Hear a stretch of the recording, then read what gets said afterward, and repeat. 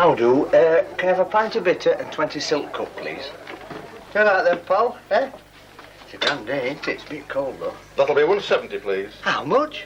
£1.70. You can't credit price of things these days, can you? Look at this. Rates. Oh. Sometimes, you know, I think I must be keeping that flaming town hall going single-handed. Terrible, it is. Thank you. Why, what's wrong with your rates? No, that doing away with them wouldn't cure. It's all right for you, though, ain't it? You live in a council house, you don't pay rates. Of course I pay rates, same as you do. People who live in council houses, though, are no different. Look, that's not the point. I've got kids at school and all that. It's hell of a job just making ends meet these days without council putting rates up every year. And who needs rates? Only council, spending money like water. And who needs councils? What have they ever done for me and my family? Don't talk to me about rates.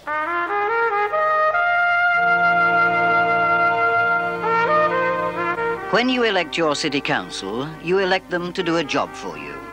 That job is to provide you and your family with the services you need to enjoy a decent standard of living and to keep Sheffield a worthwhile city for us all to live in. It can only do that job if you give it the rate for the job. So let's talk about rates. What has the council ever done for him and his family, apart from educate the children? Perhaps provided a roof over their heads. Maybe lent them money to buy their own home.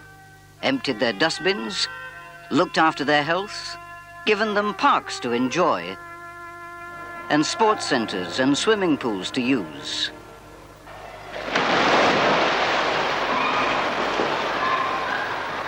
Helped look after old Auntie Nellie when they wanted a holiday, repaired the road they live on, and contributed to the county council's cheap bus fares. The council does all this and more. But never mind him and his family. What does the council do for you and yours? If it weren't for the council, half the folk in Sheffield wouldn't have a roof over their heads, because nearly half the homes in Sheffield are provided by the city. Everything from homely semis to high-rise flats, modern maisonettes to old folks' housing. Almost 100,000 homes for 250,000 people. The council looks after all of them. Everything from collecting the rents to painting and maintenance, modernizing older properties and building new ones. There's help too for the private tenant and owner with their homes. This old fella who stood in tap room with his walking stick and his engine running, and he says, "Oh, you're back, are you? All right, housing. I'll give you that. The council should provide houses. But that should be it. End of story." But it's not, is it? He said he'd got children at school. It costs £20 a week to educate each of them. And think on, there are 90,000 children in nearly 300 schools in Sheffield. Just imagine what it must be like making school meals every day for well over half of them. On top of that, there's the colleges of further education and the Polytechnic, special training courses, and youth clubs. They even support youngsters who go for higher education outside the city. In all, more than half the council's spending goes on what you could broadly call education. I know him, His mother used to wash for us, but we had to get sacked for eating soap. Do you mind? Go away, this is private. Look, all right then. Education, housing, smashing. But it's the freebies that take all the money. All the scroungers and hangers-on and lead swingers. Listen, there's a bloke round our way, he gets £11.3 a week for doing note. It's them they ought to cut out. I wonder who he means. Which services would you cut? The council's not in the business of cutting. It's in the business of caring, especially for those who can't care for themselves. Homes for children, the elderly, and the handicapped. Special day units for children, day centres for the elderly and the handicapped, home helps and home wardens. Practical help and guidance for families in difficulty.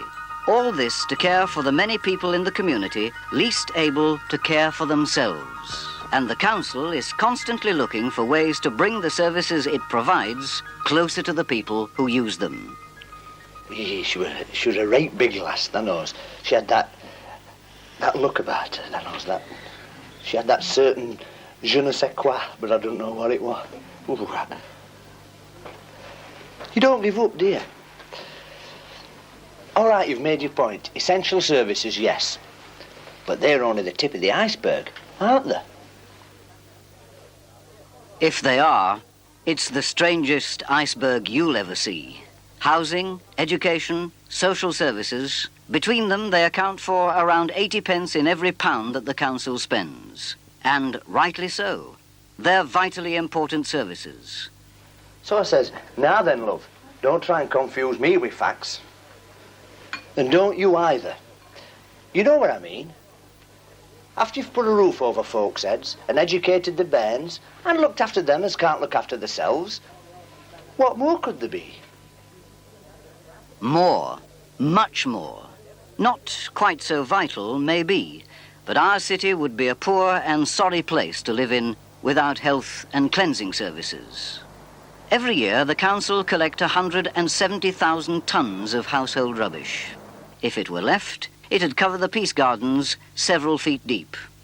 800 miles of roads swept every year, enough to stretch from Sheffield to the French Riviera. Nearly 80,000 inspections of premises to enforce hygiene standards. Places like restaurants and hotels, cafes and pubs. So you can have your pie and your pint without catching foot and mouth. That's not a bad drop of ale, this.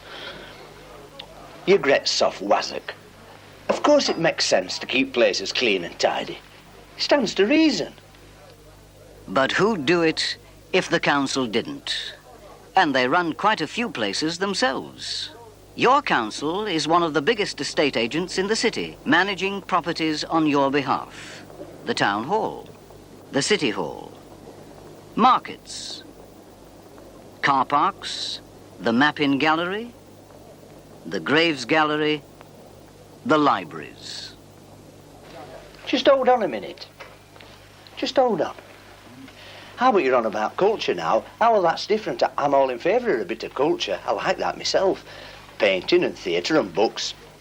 I bought our lass some books for Christmas. I bought her one on metaphysical poets. I bought her one on 15th century Florentine painters. And I bought her one on do-it-this-end spot welding. Oh, culture. But when you're on about property, what worries me is them property developers swooping down in middle at night and dropping concrete office blocks all over the place. Not so. The council's committed to conserving and preserving Sheffield, with a city centre everybody can be proud of. You've got a right to see that the council's running your city efficiently. It's the biggest employer, providing 30,000 jobs. Every year, it spends over £20 million on goods and services, pumping money back into the economy. All of this needs backup. Legal, personnel, administration, like any other big company. You've got civic rights to be on the electoral roll so that you can vote. To register your births, marriages, and deaths. To have magistrates' courts to see that justice is done.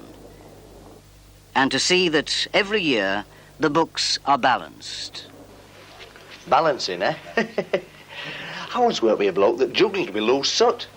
I'd like to see their act, though, balancing all them books on their own. But they don't. They couldn't. No city could. Rates only account for about a third of what the council spends every year. The rest comes from local charges and from Whitehall in the form of grants. And each year the Whitehall grants have been getting less, while costs, of course, have been rising. 3 years ago, Whitehall grants came to nearly half of every pound the council spent. Since then, they've dropped to under a third. And since the council spends around £400 million a year, you can see how devastating that drop is. But you just can't cut the cost of caring. Simply to maintain the services it provides you with, the council has to find the balance, and that's meant you paying more rates. Whitehall indicates the amount they think councils need to spend each year per head of population. Recently, it said that Manchester needed £419, Liverpool £386, Newcastle £338, and Sheffield just £319. No local discussion, no local consultation. Just Whitehall's say-so. What would somebody in London know about your needs in Sheffield? And why do the good people of Manchester, Liverpool, and Newcastle get more than you? If the council had accepted Whitehall's dictates, they'd have had to sack teachers and close schools, including maybe the one near you. Other council jobs would have gone down the drain, and with them, repairs to council houses, flowers in the parks, meals on wheels, old folk in council homes. You don't mind about the flowers and the old folk?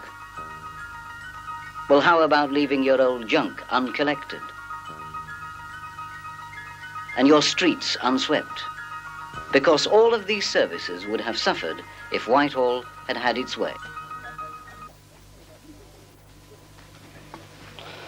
Looks like one of them punks. I wonder if there's any boozers round here that don't let cameras in.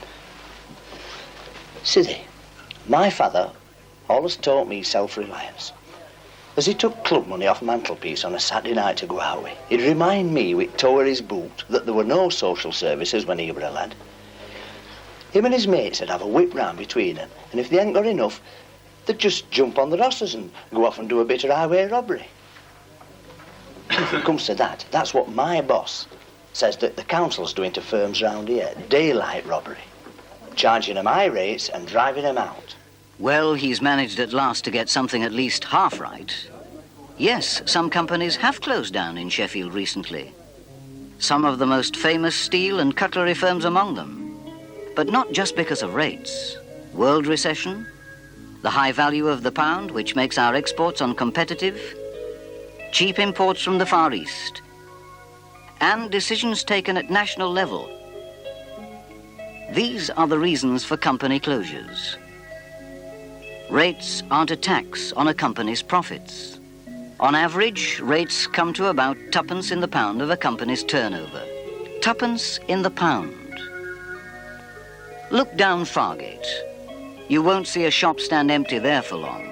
It's reckoned to be one of the most profitable shopping streets in Britain. Outside the city centre, unemployment's the biggest effect on trading. Fewer jobs means less money to be spent in shops, so shops close, so more people are unemployed. You don't have to be an Einstein to work out where that kind of arithmetic leaves you. Economists call it a downward spiral. The council calls it a downright disaster. More unemployed means greater calls on the council's services. But the council's doing more than simply making provision for the unemployed. It's fighting back on their behalf to halt that downward spiral and then reverse it. Hey, it's like my gaffer says, a wet bird never flies at night. And here's one for you. My boss reckons that the council and him have got about as much in common as United and Wednesday. Well, if he wants to look at it that way, let's. Both teams play the same game. Both play to win, and they both aim to bring credit to Sheffield. For years, the councils worked closely with the Chambers of Trade and Commerce to win and bring credit to the city. Credit in the form of hard cash from promoting Sheffield and its products to the world. From tourism and conferences. Now a multi-million-pound business for which the council can certainly take the credit. And now the council's new employment department takes the fight to the very front, helping and advising everyone from small cooperatives to major manufacturers. Financial help on special terms, perhaps. Helping new companies to find premises. Maybe rent-free periods on council-run industrial estates. Supporting workers and unions to save jobs, especially in the steel industry. Researching new developments for special steels. looking into new and alternative products and the development of new technology. Requests for this kind of help have poured in on a massive scale. And, as always, Sheffield City Council is doing its best to help with employment, housing, education, social services, recreation.